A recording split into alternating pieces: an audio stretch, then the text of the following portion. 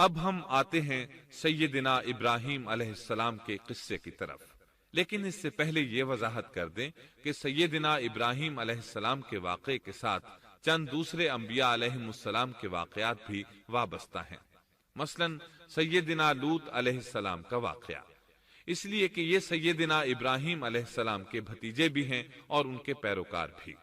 اسی طرح آپ کے صاحبزادوں سیدنا اسماعیل اور سیدنا اسحاق علیہ السلام کے واقعات ساتھ ساتھ چلتے ہیں۔ اس کی وجہ یہ ہے کہ سیدنا اسماعیل علیہ السلام کی ولادت کے وقت ابراہیم علیہ السلام کی عمر 87 سال تھی، اور سیدنا اسحاق علیہ السلام کی پیدائش کے وقت سیدنا ابراہیم علیہ السلام کی عمر 100 سال تھی، جبکہ سیدنا ابراہیم علیہ السلام کی کل عمر 175 سال ہوئی، اس لیے ان کے واقعات ساتھ ساتھ چلتے ہیں۔ ابراہیم علیہ السلام کا قصہ سناتے ہوئے ان حضرات کا ذکر ساتھ ساتھ ضرور آئے گا، تو آئیے شروع کرتے ہیں قصہ ابراہیم علیہ السلام کا۔ صالح علیہ السلام کے بعد اللہ تعالیٰ نے سیدنا ابراہیم علیہ السلام کو مبعوث فرمایا۔ ابراہیم علیہ السلام جد الانبیاء ہیں، عظیم المرتبت اور اولو العزم پیغمبر ہیں۔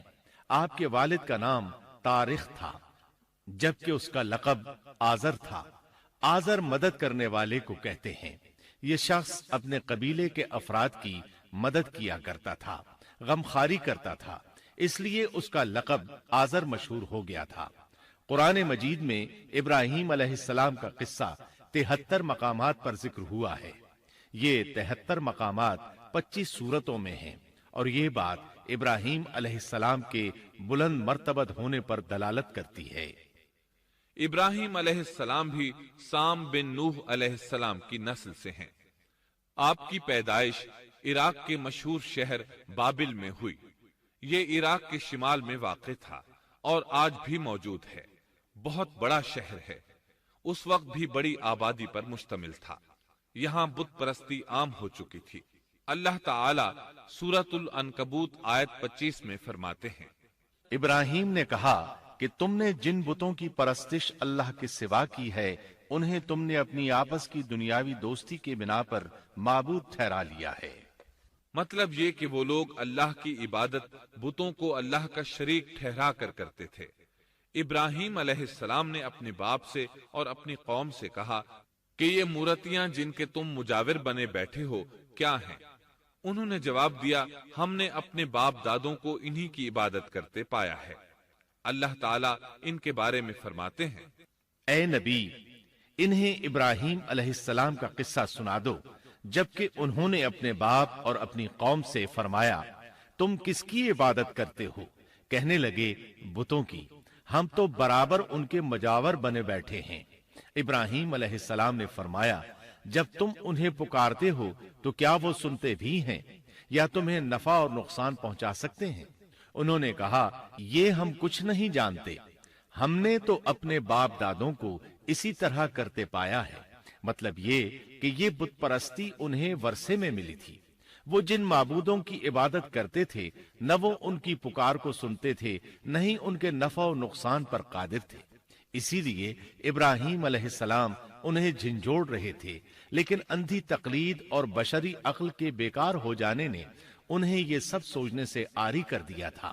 اللہ تعالیٰ نے ابراہیم علیہ السلام کی خصوصی رہنمائی فرمائی تھی، جیسا کہ سورۃ الانبیاء آیت 51 میں ہے، اور ہم نے ابراہیم کو پہلے سے ہدایت عطا فرما دی تھی اور ہم اسے جانتے تھے۔ ابراہیم علیہ السلام نے کبھی ایک لمحے کے لیے بھی بتوں کی پوجا نہیں کی تھی۔ آپ نے اپنی قوم کو بتوں کی پوجا کرتے دیکھا تو انہیں ملامت کی، ایک اللہ کی طرف دعوت دی، اور اس دعوت کی ابتدا انہوں نے اپنے باپ سے کی۔ اللہ تعالیٰ سورہ مریم میں فرماتے ہیں، اے نبی، کتاب میں ابراہیم کا ذکر کر، بے شک وہ سچا نبی تھا۔ جب اس نے اپنے باپ سے کہا، اے میرے باپ، بے شک مجھے وہ علم عطا ہوا ہے جو تمہیں حاصل نہیں، اس لیے میری اطاعت کریں، میں آپ کو سیدھا راستہ دکھاؤں گا۔ اے میرے باپ، شیطان کی عبادت نہ کریں، بے شک شیطان اللہ کا نافرمان ہے۔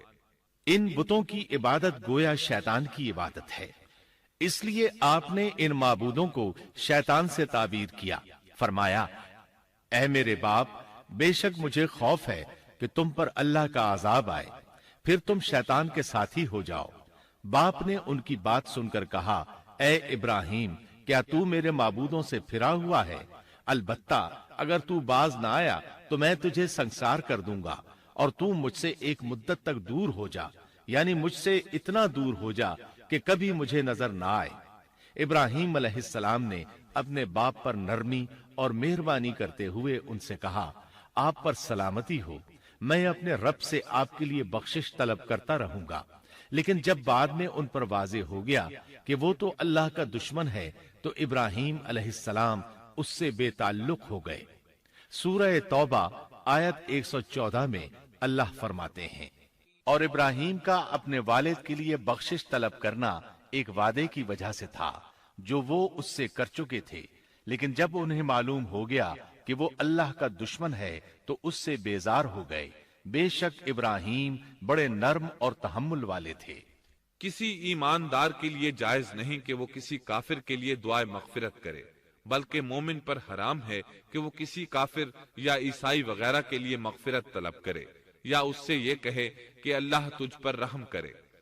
ابراہیم علیہ السلام کے والد نے انہیں دھمکی دی تھی کہ اگر تم اس دعوت سے باز نہ آئے تو میں تمہیں سنسار کر دوں گا۔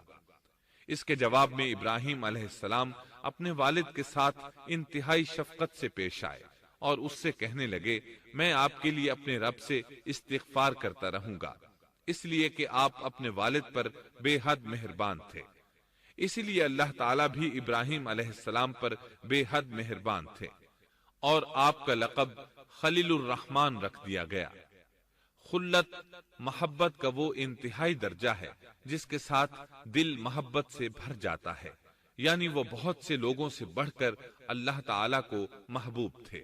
والد کے سخت جواب کے بعد ابراہیم علیہ السلام نے ان سے علیحدگی اختیار کر لی اور انہیں مخاطب کر کے فرمایا، میں تمہیں چھوڑتا ہوں اور جنہیں تم اللہ کے سوا پکارتے ہو ان کو بھی چھوڑتا ہوں، میں اپنے رب کو پکاروں گا۔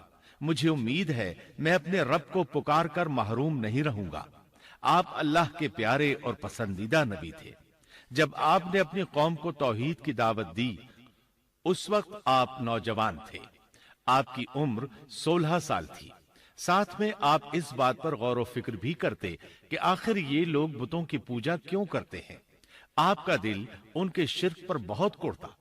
آخر آپ نے مصمم ارادہ کر لیا کہ اس شر اور فساد کی جڑ کو کاٹ کر رہیں گے، یعنی ان بتوں کو توڑ کر رہیں گے۔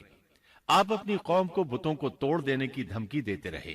اس دھمکی کا ذکر اللہ تعالیٰ نے سورۃ الانبیاء آیت 57 میں کیا ہے، اور اللہ کی قسم میں تمہارے بتوں کا علاج کروں گا جب تم پیٹھ پھیر کر جا چکے ہوگے۔ یہ بات ابراہیم علیہ السلام نے پوشیدہ نہیں اعلانیہ کہی تھی۔ آخر انتظار کا وقت ختم ہوا، عید کا دن آ پہنچا۔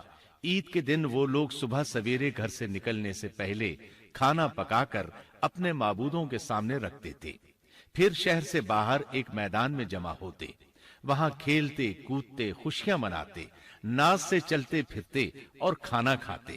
شام کو گھروں کی طرف آتے، صبح بتوں کے پاس جو کھانا رکھ گئے تھے اس کو اٹھاتے اور تبرک سمجھ کر کھا جاتے۔ اپنے معمول کے مطابق انہوں نے عید کی تیاری کر لی، لیکن ابراہیم علیہ السلام تیار نہ ہوئے، اس لیے کہ وہ تو ان کے ساتھ جانے کا ارادہ ہی نہیں رکھتے تھے۔ وہ لوگ جانے سے پہلے ابراہیم علیہ السلام کے پاس آئے اور کہنے لگے، کیا آپ ہمارے ساتھ نہیں جائیں گے؟ سیدنا ابراہیم علیہ السلام نے آسمان کی طرف نگاہ کی اور فرمایا، میں بیمار ہوں۔ یہ تمام واقعہ سورۃ الانبیاء آیات 51 تا 58 میں بیان ہوا ہے۔ یقیناً ہم نے ابراہیم کو پہلے سے ہدایت فرما دی تھی اور ہم اسے جانتے تھے، جبکہ اس نے اپنے باپ سے اور اپنی قوم سے کہا کہ یہ مورتیاں جن کے تم مجاور بنے بیٹھے ہو کیا ہیں؟ سب نے کہا، ہم نے اپنے باپ دادوں کو انہی کی عبادت کرتے پایا ہے۔ آپ نے فرمایا، پھر تو تم اور تمہارے باپ دادا سبھی یقیناً کھلی گمراہی میں مبتلا رہے۔ کہنے لگے، کیا آپ سچ مچ ہمارے پاس حق لائے ہیں یا یوں ہی مذاق کر رہے ہیں؟ آپ نے فرمایا نہیں نہیں، در حقیقت تم سب کا پروردگار تو وہ ہے جو آسمان و زمین کا مالک ہے، جس نے انہیں پیدا کیا ہے، میں تو ایسی بات کا گواہ اور قائل ہوں، اور اللہ کی قسم میں تمہارے ان معبودوں کا علاج تمہاری غیر موجودگی میں کروں گا۔ پس اس نے ان سب کے ٹکڑے کر دیے، البتہ صرف بڑے بت کو چھوڑ دیا، یہ اس لیے کیا کہ وہ سب اس کی طرف لوٹے۔ ابراہیم علیہ السلام نے لوگوں کے ساتھ عیدگاہ جانے سے انکار کیا اور عذر پیش کیا کہ وہ بیمار ہیں۔ وہ لوگ آپ کو چھوڑ کر چلے گئے۔ بعد میں ابراہیم علیہ السلام ان بتوں کے پاس گئے، دیکھا کہ ان کے سامنے کھانا پڑا ہے۔ چونکہ سب لوگ کھانا لائے تھے اس لیے یہ کھانا بہت زیادہ تھا، لیکن ان جھوٹے معبودوں نے اسے کھانا تو درکنار اس کو چھوا تک نہ تھا۔ ابراہیم علیہ السلام نے انہیں مخاطب کر کے کہا، یہ اتنا کھانا تمہارے سامنے پڑا ہے، تم اس کو کھاتے کیوں نہیں؟ تمہیں کیا ہو گیا کہ بات تک نہیں کرتے؟ پھر پوری قوت سے دائیں ہاتھ سے کلہاڑا مار کر ان کے ٹکڑے ٹکڑے کر دیے، لیکن بڑے بت کو چھوڑ دیا تاکہ سب اسی کی طرف رجوع کریں۔ تمام چھوٹے بتوں کو توڑ کر کلہاڑا اس بڑے بت کے کندھے پر رکھ دیا۔ مشرکین میلے سے لوٹے تو دیکھا ان کے سارے معبود اوندھے منہ ٹوٹے پھوٹے پڑے ہیں، ان کے تمام معبودوں کو توڑ دیا گیا تھا۔ وہ حیران رہ گئے کہ یہ کیسے ہو گیا، کس نے کیا؟ کہنے لگے یہ کام کس ظالم کا ہے، اس نے ہمارے معبودوں کی توہین کی ہے۔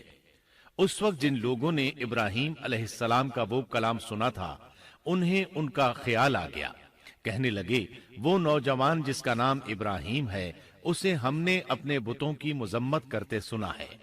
اللہ کی قدرت کہ ابراہیم علیہ السلام کا جو مقصد تھا وہ خود بخود پورا ہو رہا تھا۔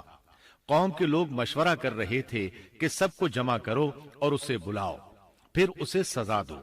چنانچہ تمام اہل باطل چھوٹے بڑے جمع ہو گئے، کارروائی شروع ہو گئی۔ کہنے لگے اے ابراہیم، ہمارے معبودوں کے ساتھ یہ لغو حرکت تو نے کی ہے۔ ابراہیم علیہ السلام نے جواب دیا، یہ کام تو اس بڑے بت کا ہے، مجھ سے کیوں پوچھتے ہو؟ تم اپنے معبودوں سے کیوں نہیں پوچھ لیتے کہ ان کے ٹکڑے کس نے اڑائے ہیں؟ ابراہیم علیہ السلام کا جواب سن کر وہ سب سوچ میں پڑ گئے، پھر کہنے لگے ہم نے بڑی غلطی کی، اپنے معبودوں کے پاس کسی کو حفاظت کے لیے نہیں چھوڑا۔ اس قدر واضح بات محسوس کر کے بھی وہ ظالم ایمان نہ لائے، بلکہ شیطان نے ان کے دلوں میں وسوسہ ڈالا اور انہوں نے غور و فکر کر کے کہا، اے ابراہیم، کیا تمہیں علم نہیں یہ تو بے زبان ہیں، یہ بول نہیں سکتے۔ اب ابراہیم علیہ السلام نے فرمایا، تب پھر تم اللہ کے سوا اس چیز کی عبادت کرتے ہو جو تمہیں کچھ بھی نفع نہ دے سکے اور نہ نقصان پہنچا سکے۔ تعجب ہے تم پر اور ان پر بھی جنہیں تم اللہ کے سوا پکارتے ہو، کیا تم میں بالکل عقل نہیں؟ اس طرح ابراہیم علیہ السلام نے ان پر حقیقت خوب اچھی طرح واضح کر دی۔ ان سے فرمایا تم ان کی پوجا کرتے ہو جن کو تم خود تراشتے ہو، یعنی ان کا حال تو یہ ہے کہ تم نے ان کو خود اپنے ہاتھوں سے تراشا اور ان کی عبادت کرنے لگے، جبکہ تمہیں اور تمہاری بنائی ہوئی چیزوں کو اللہ ہی نے پیدا کیا ہے۔ ابراہیم علیہ السلام نے ایک کلہاڑے کی مدد سے ان سب بتوں کو تہس نہس کر دیا تھا۔ یہ اس بات کی واضح ترین نشانی تھی کہ یہ بالکل بے بس ہیں، لیکن اس واضح نشانی کے باوجود وہ اپنے کفر ہی پر ڈٹے رہے اور لگے ابراہیم علیہ السلام کو دھمکیاں دینے۔ کہنے لگے اس کے لیے ایک آتش کدہ بناؤ اور اسے اس دہکتی آگ میں ڈال دو۔ پھر ان لوگوں نے ایک چٹیل میدان کا انتخاب کیا جہاں مٹی نام کی کوئی چیز نہیں تھی۔ اس میدان کو پتھروں کی باڑ کے ساتھ گھیر دیا گیا۔ پھر سب لوگوں کو حکم دیا گیا کہ وہ لکڑیاں جمع کر کے اس گھیری ہوئی جگہ میں رکھیں۔ چنانچہ سب لوگ لکڑیاں جمع کر کے وہاں لانے لگے، یہاں تک کہ عورتوں اور بچوں نے بھی اس کام میں بڑھ چڑھ کر حصہ لیا۔ میدان میں اتنی لکڑیاں جمع ہو گئیں کہ زمین نظر نہیں آتی تھی۔ یہ لکڑیاں زمین پر ایک اونچی دیوار محسوس ہوتی تھیں۔ پھر ان لکڑیوں کو آگ لگائی گئی۔ جب آگ کے شعلے آسمان سے باتیں کرنے لگے تو انہوں نے ابراہیم علیہ السلام کو آگ میں ڈالنے کے لیے ایک جھولا تیار کیا۔ اس میں سیدنا ابراہیم علیہ السلام کو رکھا گیا۔ اس وقت آپ نے یہ دعا پڑھی، حسبنا اللہ ونعم الوکیل۔ ہمیں اللہ کافی ہے اور وہی بہترین کارساز ہے۔ یہ کلمہ ہر محتاج اور مصیبت زدہ کو پڑھنا چاہیے۔ بخاری میں ہے، رسول اللہ صلی اللہ علیہ وسلم نے فرمایا، حسبنا اللہ و نعم الوکیل ابراہیم علیہ السلام نے اس وقت فرمایا تھا جب انہیں آگ میں پھینکا جانے لگا تھا۔ مطلب یہ کہ ہم اللہ ہی پر بھروسہ کرتے ہیں، اس کے سوا ہمارا کسی پر بھروسہ نہیں۔ بعض روایات میں یہ بھی ہے کہ جب ابراہیم علیہ السلام کو آگ میں ڈالا جانے لگا تو جبریل علیہ السلام آئے اور کہا، اے ابراہیم، کوئی حاجت ہے تو میں حاضر ہوں۔ ابراہیم علیہ السلام نے فرمایا، اگر تم اپنی مرضی سے آئے ہو تو مجھے تمہاری کوئی ضرورت نہیں۔ ایک دوسری روایت میں ہے کہ بارش کے فرشتے نے حاضر ہو کر کہا تھا، اے ابراہیم، مجھے حکم دیجئے میں بارش برسا کر اس آگ کو بجھا دوں۔ لیکن ایسی تمام روایات ضعیف ہیں۔ یوں بھی اللہ کا حکم ان سے پہلے کام کرنے والا تھا۔ اللہ تعالی سورہ انبیاء آیت 69 اور 70 میں فرماتے ہیں، ہم نے کہا، اے آگ ابراہیم پر ٹھنڈی ہو جا اور سلامتی والی ہو جا۔ گو انہوں نے ابراہیم کا برا چاہا لیکن ہم نے انہیں ہی نقصان پانے والا کر دیا۔ چنانچہ جب ابراہیم علیہ السلام کو آگ میں ڈالا گیا تو وہ ٹھنڈی ہو گئی۔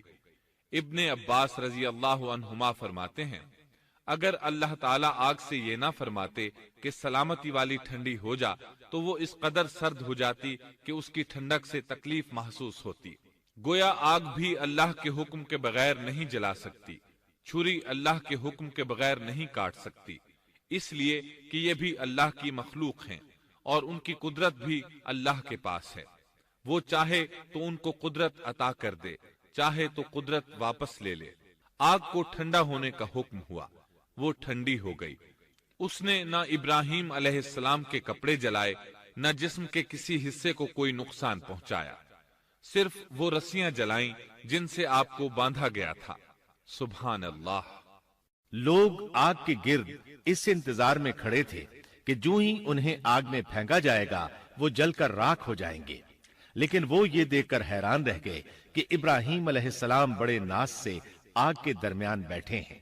بعض روایات میں ہے کہ ابراہیم علیہ السلام فرمایا کرتے تھے، مجھے ان دنوں جو راحت اور سکون حاصل تھا ویسا آگ سے نکلنے کے بعد نہیں ہوا۔ لوگ اس معجزے کو دیکھ کر حیرت زدہ تھے۔ پھر ابراہیم علیہ السلام آگ سے نکلے۔ اتنا بڑا معجزہ دیکھنے کے باوجود لوط علیہ السلام کے سوا کوئی شخص پورے بابل شہر سے ان پر ایمان نہ لایا۔ اللہ تعالیٰ فرماتے ہیں، پس ابراہیم پر لوط ایمان لائے۔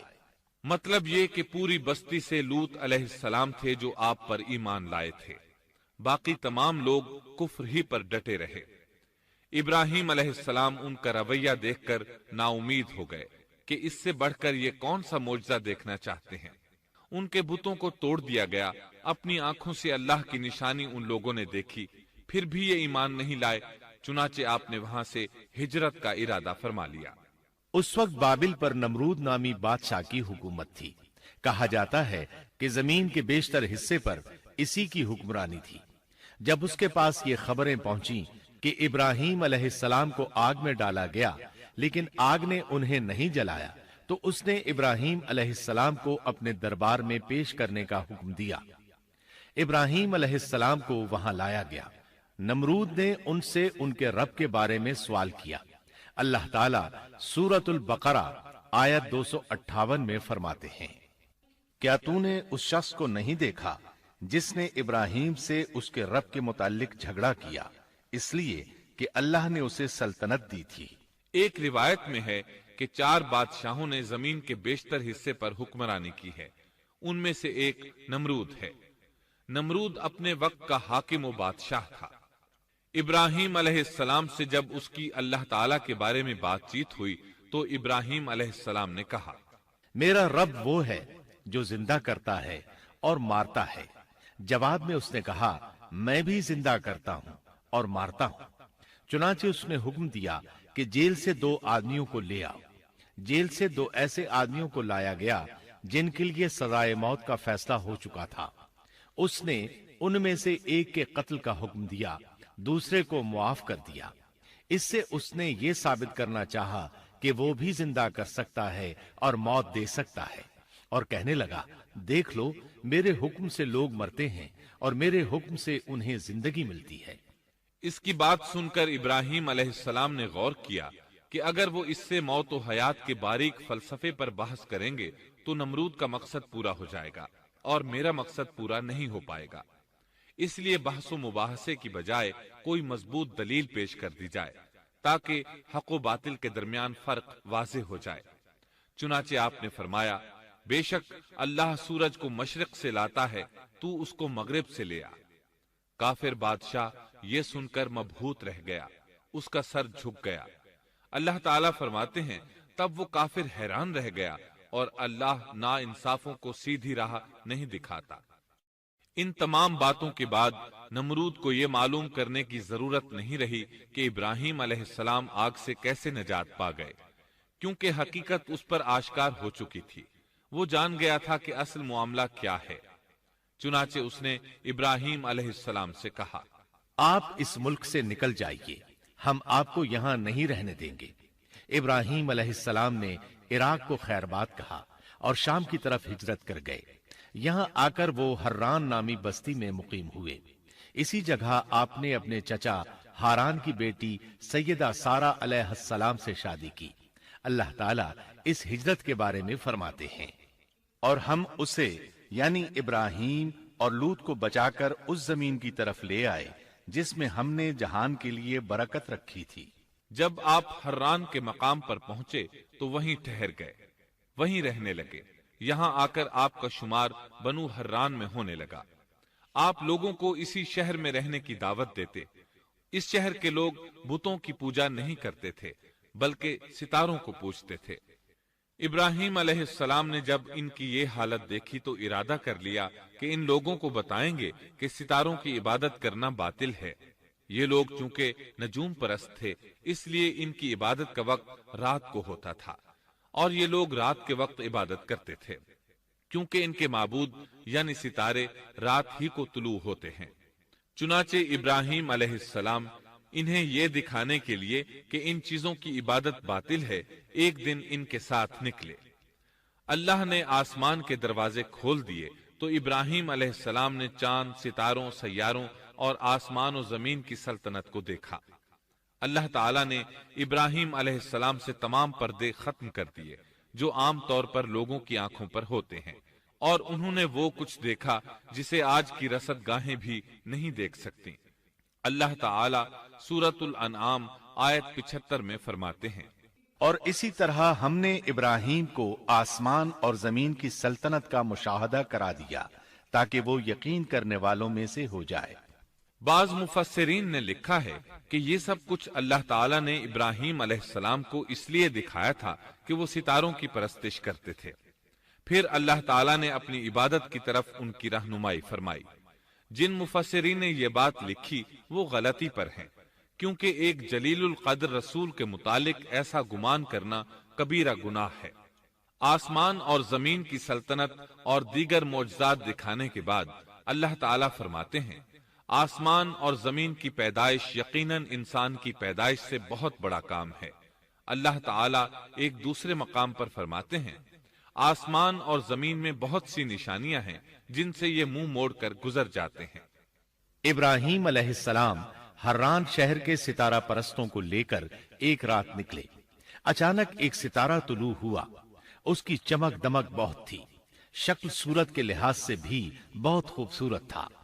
اس وقت ابراہیم علیہ السلام نے بطور مذاق کہا یہ میرا رب ہے، لیکن جب وہ ستارہ کچھ دیر بعد چھپ گیا تو کہنے لگے یہ تو غروب ہو گیا۔ یہ رب کیسے ہو سکتا ہے؟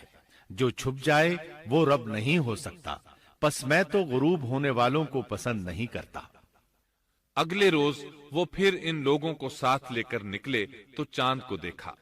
یہ شکل صورت میں ستاروں سے کہیں زیادہ خوبصورت تھا، روشن تھا، لیکن یہ بھی غروب ہو گیا تو ابراہیم کہنے لگے اگر مجھے میرے رب نے ہدایت نہ کی تو میں گمراہ لوگوں میں شامل ہو جاؤں گا۔ اے اللہ تو کہاں ہے؟ اپنی طرف میری رہنمائی کر۔ ان باتوں سے ابراہیم علیہ السلام ان لوگوں کو غور و فکر کی دعوت دے رہے تھے تاکہ وہ غور کریں، آخر رب چھپ کیسے سکتا ہے؟ اگر چاند رب ہے اور دن کے وقت کسی کو اپنے معبود کی حاجت ہوگی تو وہ کیا کرے گا؟ لہذا چاند کسی صورت رب نہیں ہو سکتا۔ پھر جب دن چڑھا اور سورج طلوع ہوا تو کہنے لگے یہ میرا رب ہے، یہ تو سب سے بڑا ہے۔ پھر لوگوں کو مخاطب کر کے کہنے لگے تم رات کو چھوٹے چھوٹے ستاروں کی پوجا کرتے ہو، کیوں نہ تم اتنے بڑے ایک ہی رب کی پوجا کر لو۔ لیکن جب وہ بھی غروب ہو گیا تو کہنے لگے یقیناً میں تمہارے شرک سے بیزار ہوں، یہ معبود کیسے ہو سکتے ہیں؟ ان میں تو تبدیلی آتی رہتی ہے، کبھی طلوع ہوتے ہیں کبھی غروب ہوتے ہیں۔ یہ اس بات کی دلیل ہے کہ یہ مخلوق ہیں اور ان کا خالق کوئی اور ہے جس کے حکم کے یہ تابع ہیں۔ جب یہ خود مخلوق ہیں اور کسی اور کے تابع ہیں تو کسی کو نفع نقصان پہنچانے پر کس طرح قادر ہو سکتے ہیں؟ پھر اپنی قوم کو مخاطب کر کے کہنے لگے میں اپنا رخ اس کی طرف کرتا ہوں جس نے آسمانوں کو یکسو ہو کر پیدا کیا، اور میں شرک کرنے والوں میں سے نہیں ہوں۔ اب بھی وہ اپنی بات پر اڑے رہے۔ تب آپ نے فرمایا تم مجھ سے اللہ کے بارے میں جھگڑ رہے ہو، مجھے تو اللہ راہ دکھا چکا ہے اور اس نے مجھے دلیل عطا فرمائی ہے۔ میں یقیناً جانتا ہوں کہ تمہارے تمام معبود بے بس اور بے طاقت ہیں۔ جاؤ تم سے اور تمہارے ان معبودوں سے جو ہو سکے کر لو، میرے رب کی مرضی کے بغیر کچھ بھی نہیں ہو سکتا۔ میرے رب نے ہر چیز کے علم کو اپنے گھیرے میں لے رکھا ہے، کیا پھر بھی تم نصیحت حاصل نہیں کرو گے؟ اور میں تمہارے معبودوں سے خوف کیوں کھاؤں؟ تم اللہ سے نہیں ڈرتے؟ ان کو اللہ کا شریک ٹھہرا رہے ہو۔ اللہ نے اس کی کوئی دلیل نازل نہیں کی۔ اگر تم میں صحیح علم ہے تو تم ہی بتلا دو کہ ہم دونوں جماعتوں میں سے امن کا زیادہ حقدار کون ہے؟ امن انہی کے لیے ہے جو ایمان لانے کے بعد دین کو شرک سے خلط ملط نہیں کرتے۔ حقیقت میں ہدایت یافتہ وہی لوگ ہیں۔ یہی ہمارے وہ دلائل تھے جو ہم نے ابراہیم علیہ السلام کو ان کی قوم کے مقابلے میں عطا کیے تھے، اور ہم جسے چاہیں مرتبے میں بڑھا دیں۔ بے شک تیرا رب بڑی حکمت والا ہے۔ ان لوگوں نے پھر بھی کفر ہی کیا، کوئی بھی ایمان نہ لایا۔ چنانچہ ابراہیم علیہ السلام نے ایک بار پھر ہجرت کی اور مصر جا پہنچے۔ مصر کے بادشاہ کو خبر ملی کہ ایک شخص ہجرت کر کے آیا ہے اور اس کے ساتھ ایک عورت ہے، وہ بہت زیادہ حسین و جمیل ہے۔ چنانچہ اس ظالم نے اپنے کارندوں کو بھیجا کہ اس عورت کو میرے پاس لے آؤ، ساتھ ہی اس سے پوچھنا کہ تمہارے ساتھ جو آدمی ہے وہ کون ہے، اگر وہ اس کا خاوند ہو تو اسے قتل کر دینا۔ ادھر بادشاہ نے اپنے کارندوں کو حکم دیا، ادھر اللہ نے ابراہیم علیہ السلام کی طرف وحی بھیج دی۔ انہوں نے سارا علیہ السلام سے کہا اگر وہ تجھ سے میرے بارے میں پوچھیں تو بتا دینا تم میری بہن ہو۔ پھر سارا سے بولے اے سارا، روئے زمین پر میرے اور تیرے سوا کوئی مومن نہیں، یعنی یہ کافروں کی سرزمین ہے، یہاں کوئی مومن نہیں، اس لحاظ سے تم میری دینی بہن ہو۔ پھر بادشاہ نے ابراہیم علیہ السلام کو پیش کرنے کا حکم دیا۔ اس نے آپ سے پوچھا یہ عورت کون ہے؟ آپ نے فرمایا یہ میری بہن ہے۔ اس طرح ابراہیم علیہ السلام کی زندگی میں 3 موقع ایسے آئے کہ انہوں نے اللہ کے دین کی حمایت اور مدافعت کے لیے توریہ کیا۔ توریہ کا مطلب یہ ہے کہ واقعہ کچھ اور ہو لیکن کوئی شخص کسی خاص مصلحت کی وجہ سے اسے 2 معانی والے الفاظ کے ساتھ اس انداز میں بیان کرے کہ سننے والا اس واقعہ کو نہ سمجھ سکے بلکہ اس کا ذہن خلاف واقعہ چیز کی طرف منتقل ہو جائے۔ شریعت نے بعض مخصوص حالات میں اس کی اجازت دی ہے۔ وہ 3 مواقع جہاں ابراہیم علیہ السلام نے توریہ فرمایا ان کی وضاحت کچھ اس طرح ہے۔ ایک یہ کہ آپ نے میلے پر نہ جانے کی غرض سے ان لوگوں سے کہا تھا کہ میں بیمار ہوں۔ دوسرے موقع پر یہ فرمایا تھا یہ کام اس بڑے سردار بت کا ہے۔ تیسرے سارا علیہ السلام کو دینی بہن قرار دیا۔ اس ظالم بادشاہ نے سارا علیہ السلام کو اپنی تحویل میں لے لیا۔ جب سارا علیہ السلام کو معلوم ہوا کہ وہ ایک بدکار شخص ہے تو انہوں نے اللہ تعالیٰ سے دعا کی، اے اللہ تجھے معلوم ہے میں تجھ پر اور تیرے نبی پر ایمان لائی ہوں اور اپنے جسم کو اپنے خاوند کے سوا ہر ایک سے محفوظ رکھا ہے، لہذا آپ اس کافر کو مجھ پر مسلط نہ کیجیے گا۔ چنانچہ اس کافر بادشاہ نے جب سیدہ سارہ کو پکڑنے کے لیے اپنا ہاتھ بڑھایا تو اس کا ہاتھ شل ہو گیا اور اپنی جگہ پر جم گیا۔ وہ لگا چیخ پکار کرنے، اس میں اتنی طاقت نہ رہی کہ اپنے ہاتھ کو حرکت دے سکے۔ اس کی آواز سن کر اس کے محافظ بھاگے ہوئے آئے، انہوں نے اس کے ہاتھ کو چھڑانا چاہا لیکن چھڑا نہ سکے۔ اس کی یہ حالت دیکھ کر سیدہ سارہ خوف زدہ ہو گئیں۔ انہوں نے سوچا اگر یہ مر گیا تو لوگ کہیں گے اسے میں نے قتل کیا ہے، چنانچہ انہوں نے اللہ سے دعا کی کہ اسے چھوڑ دیا جائے۔ اللہ تعالیٰ نے آپ کی دعا قبول کر لی، اس کا ہاتھ ٹھیک ہو گیا، لیکن وہ ظالم پھر بھی نہ ڈرا۔ اس نے ایک بار پھر آپ کی طرف ہاتھ بڑھایا، اس کا ہاتھ پھر شل ہو گیا۔ سیدہ سارہ نے پھر دعا کی، وہ دوبارہ ٹھیک ہو گیا، وہ پھر بھی باز نہ آیا۔ تیسری بار پھر اس نے ان کی طرف ہاتھ بڑھایا، اس بار بھی اس کا ہاتھ شل ہو گیا۔ اب وہ سیدہ سارہ علیہ السلام سے کہنے لگا، اب کی بار اگر تو مجھے اس مصیبت سے نجات دلائے گی تو میں تجھے چھوڑ دوں گا اور کبھی تیرے آڑے نہیں آؤں گا۔ چنانچہ سیدہ سارہ علیہ السلام نے اللہ تعالی سے دعا کی، وہ ٹھیک ہو گیا۔ تب اس نے اپنے کارندوں کو آواز دی اور ان سے بولا، تم میرے پاس کسی انسان کو نہیں بلکہ سرکش جن کو لائے ہو۔ پھر اس نے انہیں رہا کر دیا، عزت و اکرام سے رخصت کیا اور ان کی خدمت کے لیے اپنی بیٹی ہاجرہ کو ساتھ کر دیا۔ سارہ علیہ السلام واپس لوٹیں تو دیکھا کہ ابراہیم علیہ السلام نماز پڑھ رہے ہیں۔ نماز کے بعد انہوں نے پوچھا، سارہ، اس نے تمہارے ساتھ کیا سلوک کیا؟ سیدہ سارہ علیہ السلام نے سارا واقعہ سنا دیا۔ سن کر آپ نے فرمایا، الحمدللہ۔ پھر بولے، اب ہم یہاں نہیں رہیں گے بلکہ واپس جائیں گے۔ چنانچہ آپ ایک بار پھر فلسطین میں آ گئے، وہیں اپنی زندگی بسر کرنے لگے۔ جب آپ فلسطین میں مستقل طور پر رہائش پذیر ہوئے تو لوط علیہ السلام بھی آپ کے ساتھ تھے۔ لوط علیہ السلام آپ کے بھتیجے تھے، ان کے والد کا نام ہاران تھا۔ یہ بچپن ہی سے سیدنا ابراہیم علیہ السلام کے زیر سایہ رہے، انہی کے ہاں پرورش پائی، اس لیے دین حق فوراً قبول کر لیا۔ جب سیدنا ابراہیم علیہ السلام نے عراق سے شام کی طرف ہجرت کی تو یہ آپ کے ساتھ تھے، وہاں سے حران گئے، تب بھی ساتھ تھے۔ پھر مصر کی طرف ہجرت کی تو بھی لوط علیہ السلام ان کے ساتھ تھے۔ آخرکار جب آپ نے مصر کو بھی خیر بات کہا اور فلسطین آ گئے تب بھی یہ ساتھ تھے۔ اب ابراہیم علیہ السلام نے لوط علیہ السلام کو حکم دیا کہ وہ بستی سدوم کی طرف چلے جائیں، اس لیے کہ اس بستی کے لوگ کفر کی انتہائی گہرائی میں جا چکے ہیں، انہیں کفر و شرک سے نکالنے کے لیے وہاں جائیں، انہیں اللہ کے احکام سنائیں، اللہ کی طرف دعوت دیں۔ چنانچہ لوط علیہ السلام تو اس طرف روانہ ہو گئے اور ادھر فلسطین میں صرف 3 مسلمان رہ گئے، ابراہیم علیہ السلام، ان کی زوجہ محترمہ سیدہ سارہ اور سیدہ ہاجرہ علیہم السلام وہیں رہائش پذیر رہے اور لوگوں کو مسلسل اللہ کی طرف دعوت دیتے رہے۔ یہاں یہ بے شمار مال و دولت کے بھی مالک بن گئے۔ جب ان کی عمر 85 یا 86 سال ہوئی تو سارہ علیہ السلام نے سوچا، میں بانجھ ہوں، میرے خاوند بوڑھے ہیں لیکن اولاد کی تمنا ہے، تو کیوں نہ میں اپنی لونڈی ہاجرہ ہدیے اور تحفے کے طور پر ابراہیم علیہ السلام کو دے دوں۔ چنانچہ ہاجرہ ابراہیم علیہ السلام کو مل گئیں، انہوں نے ان سے شادی کر لی۔ اللہ رب العزت نے جلد ہی ان کے وطن سے آپ کو اسماعیل علیہ السلام عطا فرمائے۔ ہاجرہ علیہ السلام کے ماں بننے پر اور ان کی اولاد کو دیکھ کر سیدہ سارہ علیہ السلام کو فطری طور پر غیرت کا احساس ہوا۔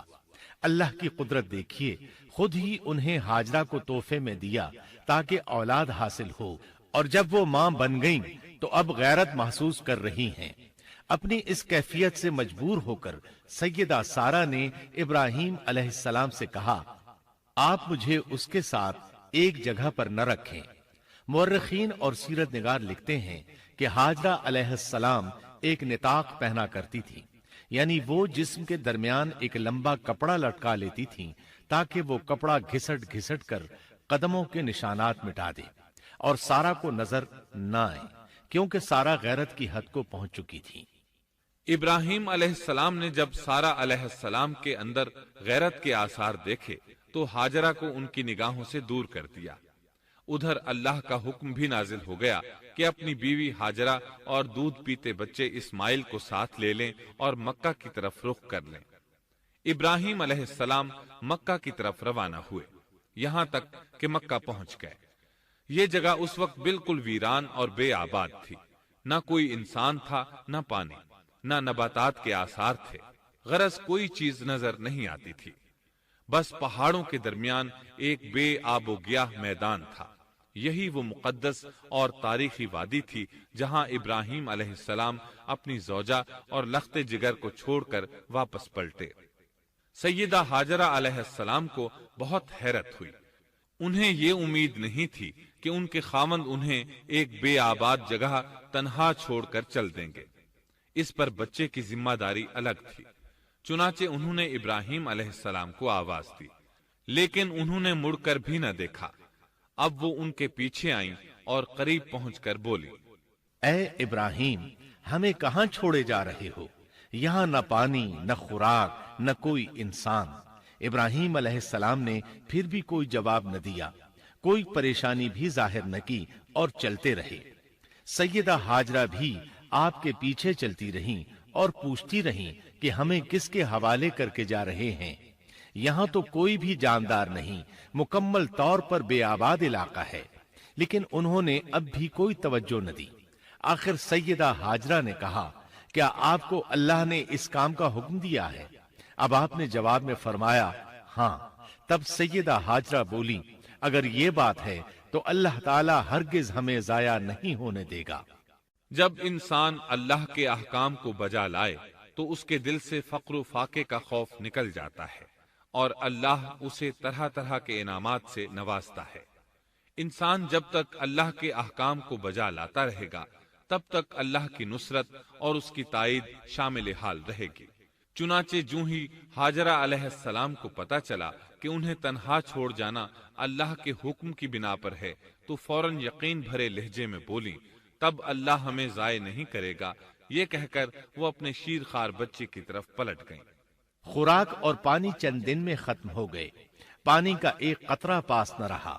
اب پانی کی تلاش شروع کی، لیکن اپنے لیے تو درکنار، ماں کو بیٹے کے لیے بھی پانی نہ ملا نہ خوراک۔ اب بچہ لگا بھوک سے بلکنے، خوراک نہ ملنے کی وجہ سے ماں کا دودھ بھی خشک ہو گیا تھا۔ عورت کتنی بھی باحوصلہ ہو اپنے بچے کو بھوک سے بلکتے نہیں دیکھ سکتی۔ اب انہوں نے بچے کو وہیں چھوڑا اور تیزی سے قریبی پہاڑی صفا کی طرف لپکی۔ اوپر چڑھ کر ادھر ادھر نظر دوڑائی کہ شاید کسی طرف پانی یا خوراک نظر آ جائے یا کسی انسان کی جھلک نظر آ جائے۔ جب کچھ نظر نہ آیا تو نشیب کی طرف چلی، ساتھ میں بچے کی طرف بھی دیکھتی جاتی تھی۔ نشیب میں پہنچی تو بچہ نظروں سے اوجھل ہو گیا۔ اس پر اور بے چین ہوئی اور بلندی کی طرف دوڑی۔ اس طرح مروہ پہاڑی پر چڑھ گئیں۔ وہاں بھی چاروں طرف نگاہ دوڑائی لیکن کچھ نظر نہ آیا۔ خیال آیا کہ پھر کوشش کرنی چاہیے۔ اس خیال سے مروہ پہاڑی سے اتری اور صفا کی طرف چل دی۔ درمیان میں نشیب کی وجہ سے بچہ نظر نہ آیا تو دوڑنے لگی۔ اس طرح پھر صفا پر چڑھ گئیں۔ اللہ اکبر! ایک تو عورت ذات کمزور، پھر بھوک پیاس سے نڈھال، اس پر کس قدر سعی اور کوشش میں مصروف، وہ بھی اپنے بچے کے لیے۔ بہرحال بار بار کوشش کے خیال سے انہوں نے صفا اور مروہ پہاڑیوں کے درمیان 7 چکر لگائے۔ یہی وجہ ہے مسلمان عازمین حج صفا و مروہ کے درمیان سعی کرتے ہیں تاکہ اس واقعے کی یاد تازہ ہو جائے۔ جب وہ آخری مرتبہ مروہ پر پہنچی تو انہوں نے ایک آواز سنی۔ یہ آواز اسماعیل علیہ السلام کے قریب سے آئی تھی۔ انہوں نے پوری توجہ سے آواز کو سننے کی کوشش کی اور جلدی سے اسماعیل کے قریب پہنچی۔ کیا دیکھتی ہیں، اسماعیل کے قدموں کے نیچے سے پانی پھوٹ رہا ہے، کیونکہ جبریل علیہ السلام کو اللہ نے اس صابرہ خاتون کی مدد کے لیے بھیجا تھا۔ انہوں نے زمزم والی جگہ پر اپنا پر مارا تو اسماعیل کے قدموں کے پاس سے ایک عظیم چشمہ رحمت نمودار ہوا۔ مستقبل کے پیغمبر کے قدموں کے نیچے سے اللہ نے جبریل فرشتے کے ذریعے زمین پھاڑ کر پانی نکال دیا۔ یہی آب زمزم کا آغاز تھا۔ ہاجرہ علیہ السلام پانی کو آنکھیں پھاڑ پھاڑ کر حیرت سے دیکھ رہی تھی۔ ان کی خوشی کی انتہا نہ رہی جب انہوں نے دیکھا پانی پھوٹ پھوٹ کر چاروں طرف بہ رہا ہے۔ زمین ہموار تھی، اس لیے انہوں نے زمین کو کھودنا شروع کر دیا تاکہ پانی ادھر ادھر نہ بہ جائے۔ پھر انہوں نے اس گڑھے کے چاروں طرف پتھر رکھ دیے اور زبان سے بولی، زم زم، اس کا مطلب ہے رک جا۔ نبی اکرم صلی اللہ علیہ وسلم کا فرمان ہے، اللہ اسماعیل کی والدہ پر رحم فرمائے، اگر وہ جلد بازی سے کام نہ لیتی تو زمزم ایک بہنے والا چشمہ ہوتا۔ لیکن انہوں نے اس کے گرد بند باندھ دیا۔ انہیں دراصل اس وقت پانی کی شدید ضرورت تھی، اس لیے انہوں نے پانی کو اپنے پاس جمع کر لیا تاکہ بہہ کر ضائع نہ ہو جائے۔ انہوں نے اسماعیل کو پانی پلایا، خود بھی خوب پیا، اور یہ اللہ تعالی کی طرف سے ان کی مہمان نوازی تھی۔ وہاں کوئی اور انسان نہیں تھا، نہ کھانے کی کوئی چیز تھی، بس یہی آب زمزم ان کے لیے کھانے اور پینے کا کام دے رہا تھا۔ اب چونکہ زمزم ایک چشمہ بن گیا تھا، اس لیے پرندے بھی آنے لگے۔ انہی دنوں عرب کے قبیلوں میں سے ایک قبیلہ بنو جرہم یمن کو خیر باد کہہ کر اس طرف آ رہا تھا۔ یمن میں ایک بہت بڑا ڈیم تھا۔ پہاڑوں کے درمیان انہوں نے پانی کو روک کر ایک بہت بڑا بند قائم کر رکھا تھا۔ اس سے پورا سال آسانی سے کھیتی باڑی کرتے تھے۔ اس ڈیم کی بدولت ان کا آب پاشی کا نظام بہت اچھا تھا۔ جب اس ڈیم کو اللہ تعالیٰ نے توڑا تو تمام لوگ وہاں سے منتشر ہو گئے اور جزیرہ عرب کے اطراف میں منتقل ہونے لگے۔ وہیں سے ہجرت کرنے والا ایک قبیلہ بنو جرہم تھا۔ یہ لوگ بنیادی طور پر عرب تھے۔ یہ قبیلہ سفر میں رہتا، جہاں کہیں پانی اور چراگاہ نظر آتے وہیں پڑاؤ ڈال دیتے۔ جب وہاں خوراک ختم ہو جاتی تو آگے سفر شروع کر دیتے۔ چونکہ وہ بہت بڑے تاجر تھے، اس بنا پر ان راستوں سے خوب واقف تھے۔ انہیں چشموں کا خوب علم تھا۔ ملک شام کی طرف بھی ان کی آمد و رفت تھی۔ یہ قبیلہ بنو جرہم مکہ کے قریب پہنچا تو فضا میں پرندوں کو منڈلاتے پایا۔ کہنے لگے، ان پرندوں کی موجودگی میں ضرور کوئی راز ہے۔ اب انہوں نے اپنے کچھ آدمی اس طرف بھیجے۔ یہ لوگ جلد ہی چشمے تک پہنچ گئے۔ انہوں نے وہاں ایک عورت اور اس کے بچے کو پایا۔ پھر وہ لوگ ان کے پاس آئے، وہاں پڑاؤ ڈالنے کی اجازت مانگی۔ سیدہ ہاجرہ نے فرمایا، ٹھیک ہے، لیکن شرط یہ ہے کہ تمہیں اجرت ادا کرنا ہوگی۔ ان کے لیے یہ سستا سودا تھا۔ ان کے پورے قبیلے کو سامان زندگی مل رہا تھا، جبکہ صرف ایک عورت اور اس کے بیٹے کی ذمہ داری ان پر عائد ہو رہی تھی۔ انہوں نے فوراً حامی بھر لی اور وہاں رہائش اختیار کر لی۔ اس طرح یہ لوگ سیدہ ہاجرہ علیہ السلام کی معیشت کا ذریعہ بن گئے، اور اس طرح سیدنا اسماعیل علیہ السلام بنو جرہم میں پرورش پاتے رہے۔ انہوں نے ان لوگوں سے عربی سیکھ لی اور ان سے بھی زیادہ عربی دان بن گئے۔ فصاحت اور بلاغت سے عربی میں بات چیت کرنے لگے۔ پھر ان کی اس قبیلے میں شادی ہو گئی۔ ان کی اولاد سے عرب قوم کا آغاز ہوا۔ انہی میں سے سرور کائنات محمد صلی اللہ علیہ وسلم کی ولادت باسعادت ہوئی۔ بنو جرہم کی آمد اور آبادی ابراہیم علیہ السلام کی دعا کا نتیجہ تھی۔ جب انہوں نے اپنی بیوی اور بچے یعنی دو کمزور انسانوں کو اس ویران جگہ چھوڑا تھا تو یہ دعا مانگی تھی، اے ہمارے پروردگار، میں نے اپنی کچھ اولاد اس بے آباد جنگل میں تیرے حرمت والے گھر کے پاس بسائی ہے۔ یہاں یہ سوال پیدا ہوتا ہے کہ کیا اس وقت بیت اللہ کی تعمیر ہو چکی تھی؟ درست بات یہ ہے کہ اس وقت خانہ کعبہ کی تعمیر نہیں ہوئی تھی۔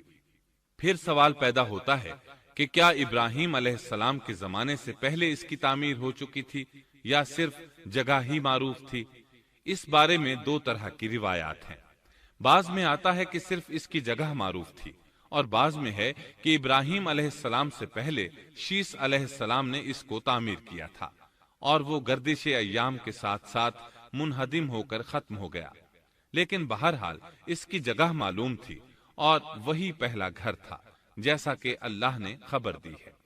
اللہ تعالیٰ نے پہلا گھر جو لوگوں کے لیے مقرر کیا تھا وہی ہے جو مکہ میں ہے، اور وہ پوری دنیا کے لیے برکت اور ہدایت والا ہے۔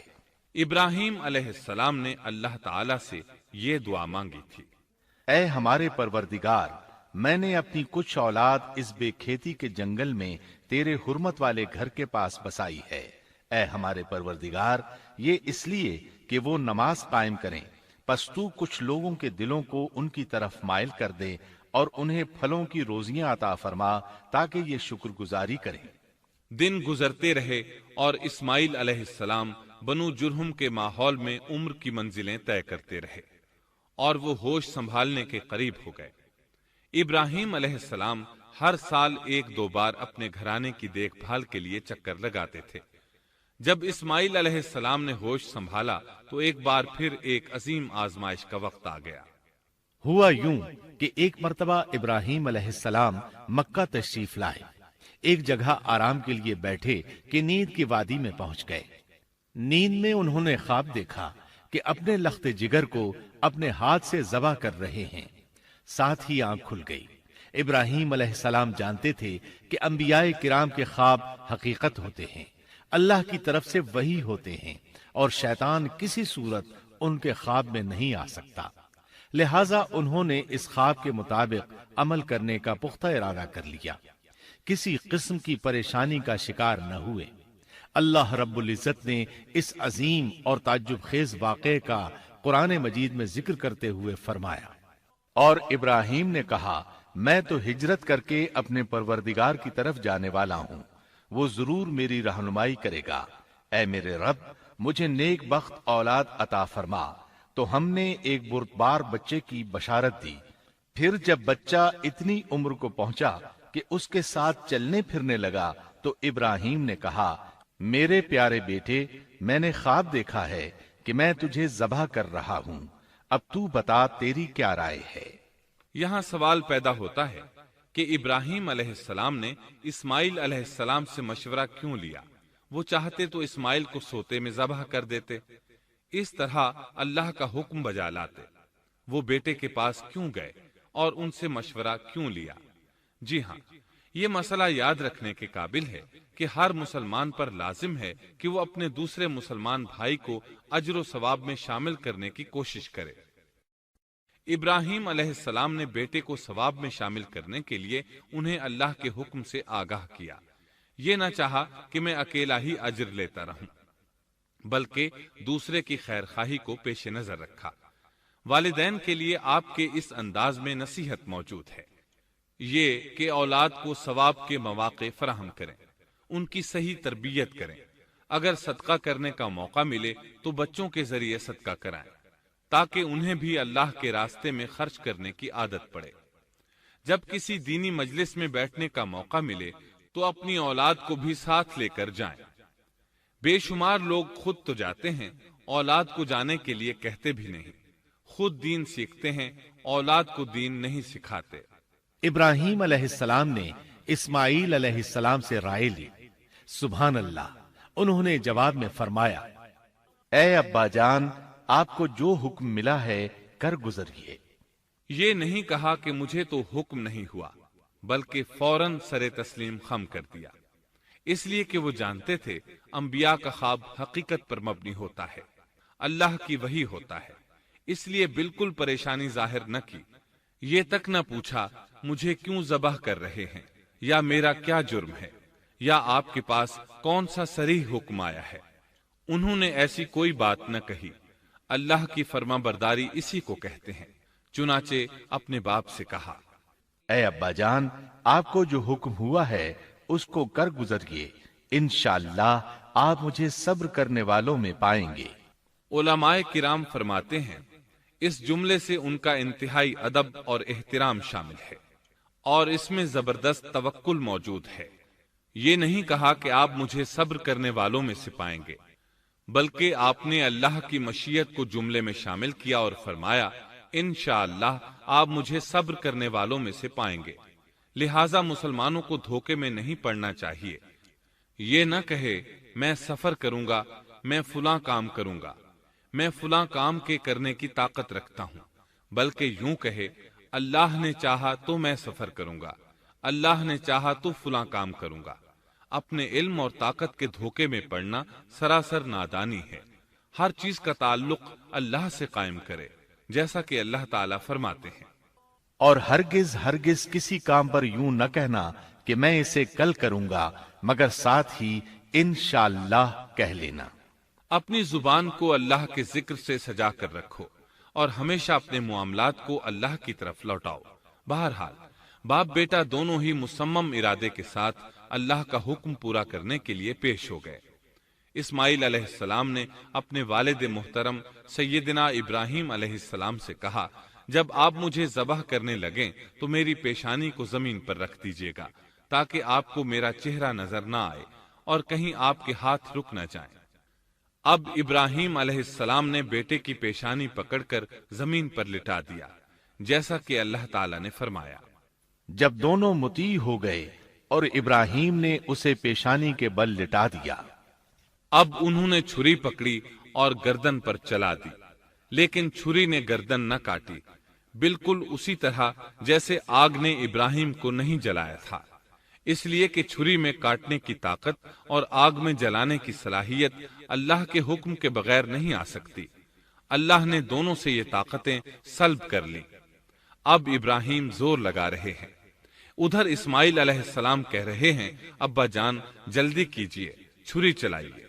اللہ تعالیٰ نے اس واقعے کا ذکر یوں فرمایا ہے، جب وہ دونوں مطیع ہو گئے اور ابراہیم نے اسے پیشانی کے بل لٹا دیا۔ اس مطیع ہونے سے مراد اللہ کے حکم کو نافذ کرنا ہے۔ اب ظاہر ہے مطیع تو وہ پہلے بھی تھے، لیکن یہاں اسلما یعنی مطیع ہونے سے مراد کامل اسلام ہے۔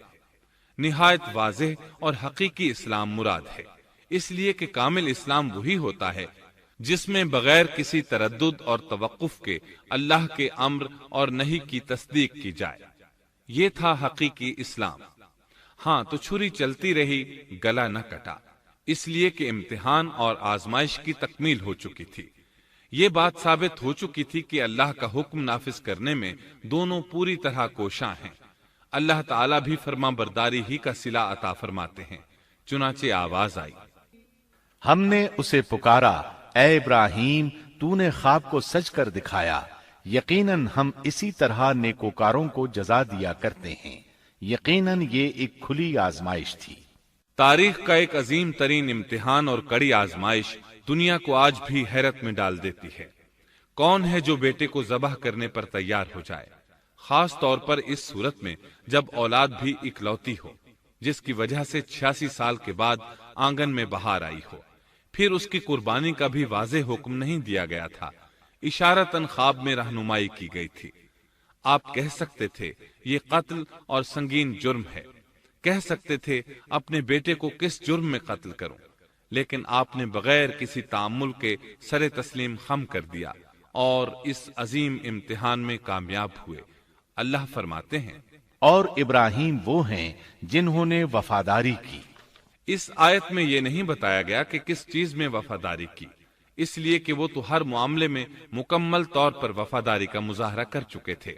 آگ میں ڈالے جانے والا معاملہ، بیوی اور بچے کو لق و دق میدان میں چھوڑ آنے کا معاملہ، پھر ذبح کا امتحان، تعمیر بیت اللہ کی مشقت، غرض ہر معاملے میں وفادار تھے، حتیٰ کہ اپنا مال اللہ کے راستے میں خرچ کرنے میں اس قدر وفادار کہ ابو زیفان کے لقب سے مشہور ہو گئے۔ اس کا معنی ہے مہمان نواز۔ کسی مہمان کو دسترخوان پر اپنے ساتھ بٹھائے بغیر ایک لقمہ نہیں کھاتے تھے، باہر نکلتے مہمان تلاش کرتے، پھر اس کے ساتھ مل کر کھانا کھاتے، مہمان نہ ملتا تو سخت غمگین ہو جاتے۔ اس طرح انہوں نے اللہ کے ہر حکم کی پاسداری کی۔ ذبح والے اس امتحان کا اللہ نے انہیں کیا صلہ دیا؟ اللہ فرماتے ہیں، ہم نے اسے عظیم ذبیحے کا بدلہ عطا کیا۔ چھری نے گلا نہ کاٹا۔ ایسے میں ابراہیم علیہ السلام نے ایک آواز سنی۔ آواز پیچھے سے آئی تھی۔ انہوں نے مڑ کر دیکھا، جبریل علیہ السلام نظر آئے۔ وہ آسمان سے ایک مینڈھا لے کر آئے تھے۔ दुनिया के मेढों में से नहीं बल्कि जन्नत का मेढा लाए थे। सैयदना अब्दुल्ला बिन अब्बास रजी अल्लाह अन्हुमा से रिवायत है कि वो मेढा जन्नत में 40 साल तक चरता रहा। सफेद रंग, कुशादा आंखों, खूबसूरत सींगों वाला हसीनो जमील मेढा था। बहरहाल ये इब्राहीम अलैहिस्सलाम की वफादारी का बदला था जो इस्माइल अलैहिस्सलाम के फिदिये में दिया गया, और पूरी उम्मत मुस्लिमा के लिए हुक्म हो गया कि अल्लाह की रजा के लिए कुर्बानी और हदी पेश करते रहें। काबे के पास हरम इलाही में हर साल ये सुन्नत अदा की जाती है, और उनके साथ साथ पूरी जमीन के तमाम खित्तों पर बसने वाले मुसलमान भी इस अजीम फरमाबरदारी की अलामत के तौर पर कुर्बानियां पेश करते हैं। मेंढे के जिक्र का मतलब ये है कि हम सुन्नत इब्राहीमी पर गामजन हो जाएं। ये मेंढा हमें अल्लाह के लिए कुर्बानी का सबक देता है। हमें चाहिए सुन्नत इब्राहीमी की इक्तिदा करते हुए हम अपनी जानों, अपनी औलाद और अपने मालों को अल्लाह की राह में कुर्बान करने के लिए तैयार हो जाएं। अल्लाह ताला फरमाते हैं, और हमने उसे अजीम ज़बीहा अता किया और हमने उसका पिछलों में जिक्र खैर छोड़ा, सलामती हो इब्राहीम पर। इसी तरह ही हम नेकोकारों को जजा देते हैं, यकीनन वो हमारे मुखलिस बंदों में से था। और इसी तरह अल्लाह फरमाते हैं, और हमने उसे नेकोकार नबी इसहाक की वलादत की खुशखबरी सुनाई। ये खुशखबरी फिलिस्तीन की तरफ वापस लौटने के बाद सुनाई गई। एक इकलौते बेटे की कुर्बानी के लिए तैयार हो जाने के सिले में और सारा अलैहिस्सलाम की अजमत और तकरीम के मद्देनजर अल्लाह ताला ने इसहाक की खुशखबरी सुना दी। ये आयत ज़बह के वाक़े के बाद अल्लाह ताला ने जिक्र फरमाई है। इसलिए मालूम हुआ पिछली आयत में इसहाक के अलावा किसी और बेटे का जिक्र हुआ है, और वो इस्माइल अलैहिस्सलाम ही थे, जबकि यहूदी रिवायात में इसहाक अलैहिस्सलाम को ज़बीह करार दिया जाता है। ये बिल्कुल गलत है। ज़बह के वाक़े के बाद इसहाक अलैहिस्सलाम की बिशारत मिल रही है, फिर भला वो पैदा होने से पहले ही ज़बीह कैसे बन गए? इसलिए ये कतई बात है कि इस्माइल अलैहिस्सलाम ही ज़बीह हैं। इसके कई और भी दलाइल हैं जिनके जिक्र करने का यहाँ मौका नहीं। बहरहाल इस अजीम आजमाइश में बेमिसाल कामयाबी के बाद इब्राहीम अलैहिस्सलाम फिलिस्तीन आए और 120 साल की उम्र में इसहाक अलैहिस्सलाम की बशारत मिली, जबकि सारा अलैहिस्सलाम की उम्र 90 साल थी। उन पर बुढ़ापा तारी हो चुका था। ऐसे में 3 फरिश्ते आए। वो तो कौम लूत की तबाही के लिए आए थे। रास्ते में अल्लाह के हुक्म से इब्राहीम अलैहिस्सलाम और उनकी अहलिया सारा को खुशखबरी सुनाई, और इस गरज के लिए वो इंसानी शक्ल में आए थे। इब्राहीम अलैहिस्सलाम तो पहले ही बहुत मेहमान नवाज थे। उन्हें देखकर बहुत खुश हुए कि मेहमान आ गए। फरिश्तों ने उन्हें सलाम किया। इब्राहीम अलैहिस्सलाम ने सलाम का जवाब दिया। वो हैरत ज़दा थे कि ये लोग उनकी बस्ती के रहने वाले तो हैं नहीं, लेकिन उन पर सफर के निशानात भी नहीं हैं, जैसा कि दूर से चलकर आने वालों में होते हैं। न उनके पास सवारियां हैं। कुरान मजीद में आता है, फरिश्तों ने सलाम किया तो इब्राहीम ने भी सलाम किया और दिल में ख्याल किया ये अजनबी लोग हैं। फिर वो अपनी मेहमान नवाजी की आदत के मुताबिक उन्हें अंदर ले आए, उनके लिए खाने का इंतजाम किया। अल्लाह ताला फरमाते हैं, हमारे भेजे हुए फरिश्ते इब्राहीम के पास खुशखबरी लेकर आए तो उन्होंने सलाम किया। इब्राहीम ने सलाम का जवाब दिया और फौरन भुना हुआ बछड़ा ले आए। और बछड़ा भी मोटा था। उनके सामने खाना पेश किया, लेकिन वो भला कब खाने की तरफ हाथ बढ़ाने वाले थे। ये देखकर इब्राहीम अलैहिस्सलाम ने खौफ महसूस किया कि कहीं ये दुश्मन न हो। उस वक्त फरिश्तों ने कहा, इब्राहीम न डर, हम तो कौम लूत की तरफ भेजे गए हैं। जब उन्होंने ये बातें की तो सारा अलैहिस्सलाम पास खड़ी थी। वो हंसने लगी। वो खुश खबरी से पहले क्यों हंस पड़ी? उलमा इस बारे में कहते हैं कि जब उन्होंने सुना ये फरिश्ते लूत अलैहिस्सलाम की बस्ती को तबाह करने जा रहे हैं तो उनके खात्मे की खबर सुनकर वो हंसती। इसके बाद फरिश्तों ने ये खुशखबरी सुनाई, हमने उसे इसहाक की पैदाइश की खुशखबरी दी और इसहाक के बाद याकूब पोते की भी खुशखबरी दी। बहुत जल्द ही हम इसहाक से तेरी वीरान गोद को आबाद करेंगे اور تو اپنی زندگی میں اس کے بیٹے یعقوب کو بھی دیکھ لے گی۔ اب 3 بشارتیں جمع ہو گئیں۔ بیٹا پیدا ہوگا، لمبی عمر ملے گی یعنی بیٹا جوان ہوگا، اور پھر وہ اپنے پوتے کو بھی دیکھے گی۔ اس سے بڑھ کر کیا عزت اور تکریم ہو سکتی ہے؟ اس لیے جب نبی کریم صلی اللہ علیہ وسلم سے پوچھا گیا کریم یعنی عزت والا کون ہے، تو آپ نے فرمایا کریم بن کریم بن کریم بن کریم، یعنی یوسف بن یعقوب بن اسحاق بن ابراہیم علیہ السلام۔ مطلب یہ کہ نبی بن نبی بن نبی بن نبی۔ یہ یوسف علیہ السلام کی شان ہے کہ خود بھی کریم، باپ بھی کریم، دادا بھی کریم اور پردادا بھی کریم۔ اس سے بڑھ کر عزت افزائی کیا ہو سکتی ہے؟ بہرحال فرشتوں نے انہیں خوشخبری دی۔ پھر انہوں نے ابراہیم کو ایک صاحب علم لڑکے کی بشارت دی۔ خوشخبری سن کر سیدہ سارہ حیران ہوئی، مارے حیرت کے منہ سے ہلکی سی چیخ نکل گئی۔ انہوں نے اپنے رخسار پر ہاتھ مارا جیسا کہ عورتوں کی عادت ہوتی ہے، کہنے لگی ہائے افسوس، کیا میں بچہ جنوں گی حالانکہ میں بانجھ ہوں اور میرے خاوند بوڑھے ہیں؟ یہ تو حیرت کی بات ہے۔ ایک دوسری جگہ اللہ تعالیٰ نے یہ الفاظ فرمائے، کہنے لگی میں بوڑھی اور بانجھ ہوں، بھلا میں بچے کو کیسے جنم دوں گی؟ اس پر فرشتوں نے کہا تو اللہ کے حکم پر تعجب کرتی ہے، اے اہل بیت، یہ تو اللہ کی تم پر رحمت اور برکت ہے، وہ بہت بزرگ اور قابل تعریف ہے۔ دوسری آیت میں ہے انہوں نے کہا اسی طرح تیرے رب نے فیصلہ کیا ہے اور ہمیں کہا ہے، یقیناً وہ بہت حکمت والا ہے اور علم رکھنے والا ہے۔ یہ تھی اسحاق علیہ السلام کی ولادت کی خوشخبری۔ ابراہیم علیہ السلام مکے میں سیدنا اسماعیل علیہ السلام سے ملنے کے لیے آتے رہتے تھے۔ ایک روز آئے تو ان سے کہا اے میرے بیٹے، اللہ تعالیٰ نے مجھے حکم دیا ہے کہ اس مقام پر اللہ کا گھر تعمیر کرنا۔ اسماعیل علیہ السلام نے فوراً کہا میں حاضر ہوں۔ اس طرح انہوں نے کھدائی شروع کی۔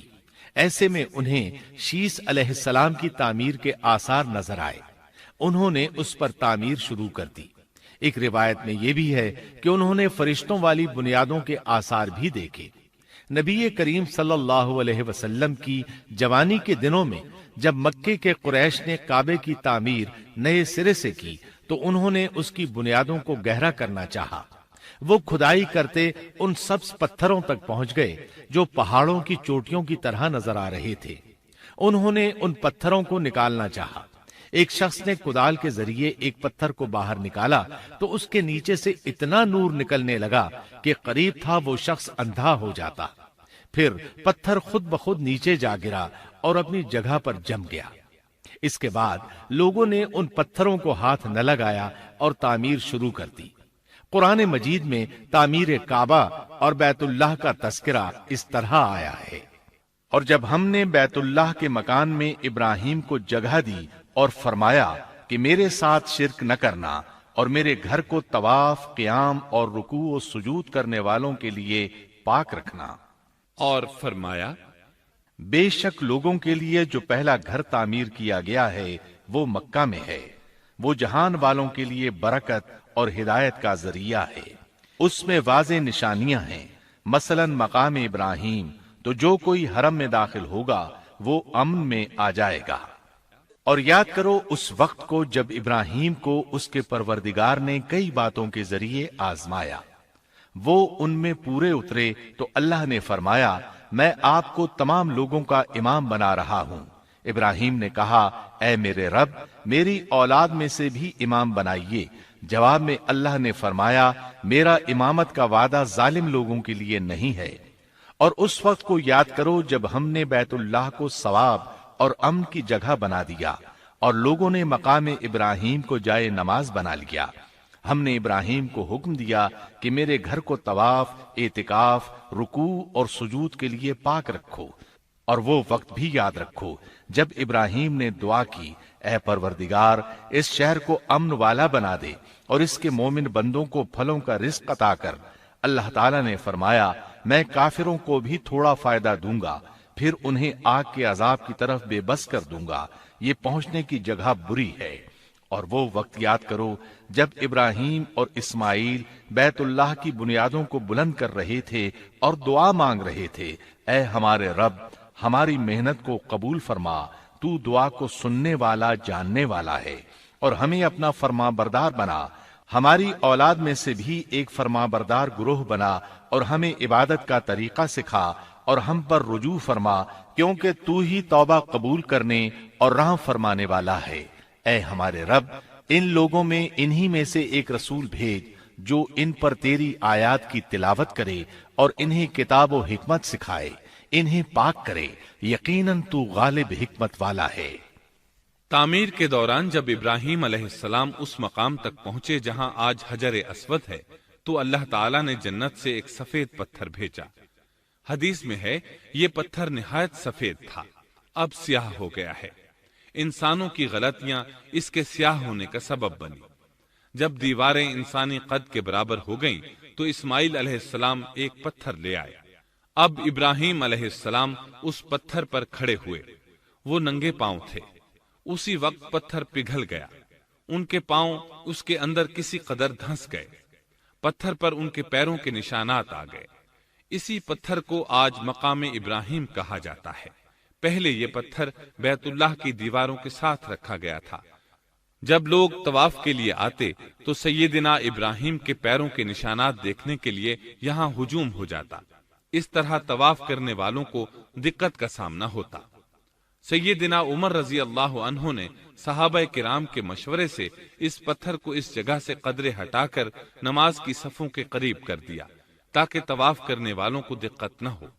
یہ مقام بہت مقدس ہے۔ اللہ نے فرمایا ہے، تم مقام ابراہیم کو جائے نماز مقرر کر لو۔ مقام ابراہیم کے قریب اس کے پیچھے ہو کر نماز پڑھنے کا موقع مل جائے تو لازماً وہاں 2 رکعت ادا کیا کرو۔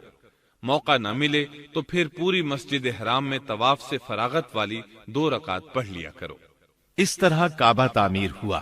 تب نیا حکم آیا، لوگوں میں جو استطاعت رکھے اس پر اللہ کے لیے حج بیت اللہ فرض ہے، اور جو شخص جان بوجھ کر اعراض کرے تو اللہ جہانوں سے بے نیاز ہے اور اسے اس کی کوئی پرواہ نہیں۔ ادھر ابراہیم علیہ السلام کو اللہ تعالی کی طرف سے اشارہ ہوا، لوگوں میں حج کا اعلان کر دیں۔ ابراہیم علیہ السلام کہنے لگے، اللہ میری آواز بھلا کس کس تک پہنچے گی؟ جواب آیا، آپ کے ذمے آواز لگانا ہے، پہنچانا ہمارا کام ہے۔ چنانچہ آپ عرفات کے ایک پہاڑ پر چڑھے اور آواز لگائی، لوگو بیت الحرام کا حج کرو۔ اللہ تعالیٰ نے معجزانہ طور پر یہ آواز تمام انسانوں تک پہنچا دی، خواہ وہ پیدا ہوئے تھے یا نہیں۔ دوسرا معجزہ یہ ہوا کہ اللہ نے بیت اللہ اور اس کے حج کی محبت لوگوں کے دلوں میں ڈال دی۔ اللہ نے فرمایا، وَأَذِّن فِي النَّاسِ بِالْحَجِّ يَأْتُوكَ رِجَالًا وَعَلَى كُلِّ ضَامِرٍ يَأْتِينَ مِن كُلِّ فَجٍّ عَمِيقٍ۔ اور آپ لوگوں میں حج کا اعلان کر دیں، وہ آپ کی طرف پیدل بھی آئیں گے اور دبلے پتلے اونٹوں پر بھی دور دور سے آئیں گے۔ اس طرح لوگ پیدل اور سوار ہو کر کثرت سے حج کے لیے آنے لگے اور یہ ویران علاقہ آباد ہونے لگا۔ یہ تھے حالات اور واقعات ابراہیم علیہ السلام کے۔ آپ نے 175 سال کی عمر میں وفات پائی۔ آپ سے پہلے سیدہ ہاجرہ علیہ السلام نے وفات پائی اور ان کی وفات سے کچھ ہی عرصہ بعد سیدہ سارہ علیہ السلام 127 سال کی عمر میں فوت ہو گئیں۔ ان دونوں کی وفات کے بعد آپ غمگین رہنے لگے۔ آخر اتنی مدت تک ساتھ رہا تھا۔ آپ خلیل الرحمن تھے، آپ پر صحیفے بھی نازل ہوئے، آپ اللہ کے بے حد شکر گزار تھے۔